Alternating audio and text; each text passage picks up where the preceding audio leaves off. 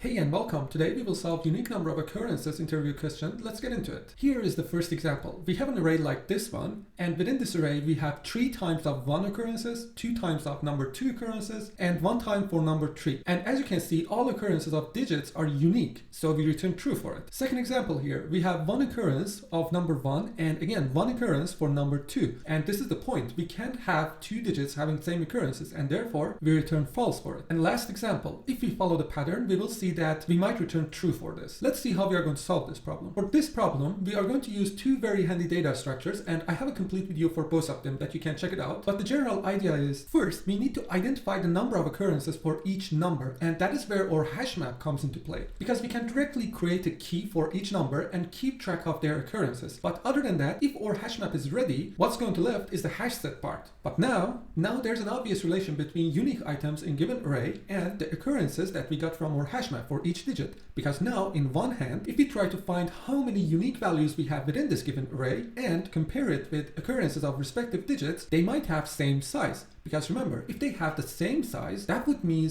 each value has unique occurrences. The same thing that this question asks for. So of course, if we have 2 or more values that have the same amount of occurrences, we should return false. How? I'm sure you noticed it already, but before our size comparison, we might convert these founded occurrences into a set. And since sets cannot hold duplicate values, that's where the size will not match here. So again, each unique value might have 1 unique occurrence, and based on that, we will return true. With that being clarified, let's jump into the code to implement the solution. But before that, I just want to mention how encouraging it is to see you like the video and subscribe to the channel. It really supports the work and effort I put into these videos and makes me happy and motivated to make more. Now let's get right into it.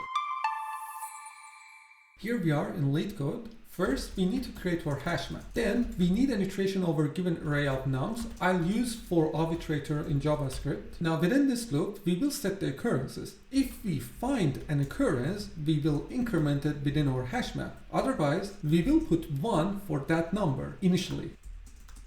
Now here comes the truth check. First, we need to convert the values of our Hashmap into a set in order to remove any duplicate occurrences. And we might compare its size with our Hashmap size. Here, our Hashmap size represents the unique values count because we only have 1 key per each value. Because we will have only 1 key for each value within this array. Now if I run this, test cases are passing, and if I submit, we are in a good shape here. Now let's jump into the slides for time and space complexity analysis.